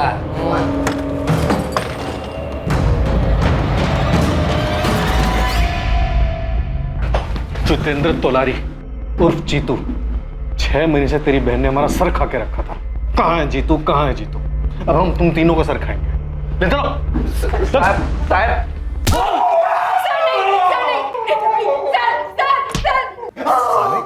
जो हुआ है वो सब सच बता रहा। कुछ भी छुपाया ना तो मुंह में एक भी दांत नहीं रखूंगा, तेरी सारी हड्डियां तोड़ दूंगा। बोल। तू भी समझी?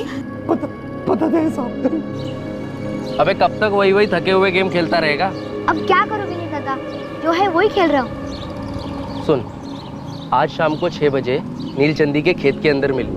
एक आदमी है जो तुझे नए नए गेम डाल कर देगा, वो भी फोकट में। फोकट में? हाँ, लेकिन तू किसी को बोलना मत कि वो और मैं तुझे मिल रहे करके। अगर तू किसी को भी बोलेगा तो पूरा सारस गांव पीछे पड़ जाएगा कि हमें भी दो, हमें भी दो। हाँ, देवाची शपथ की किसी को नहीं बोलेगा। ठीक है, फिर शाम को 6 बजे। ये जीतू का गेम डाल के देने वाले?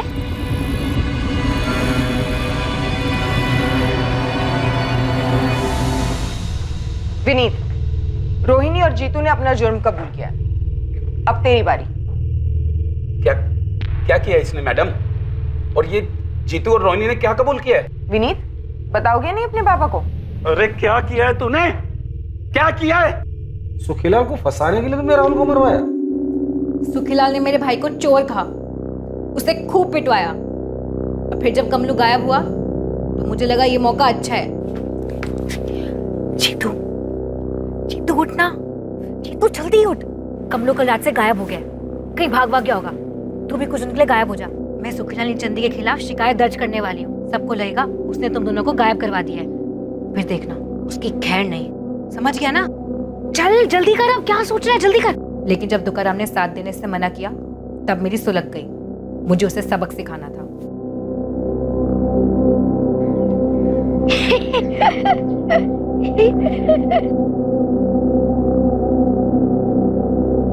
विनीत मेरी जेब में था, इसलिए वो तुरंत मान गया। जीतू को भी गुस्सा था सुखीलाल पर और अब तुकाराम पर भी। हमने प्लान बनाया और मार डाला राहुल को।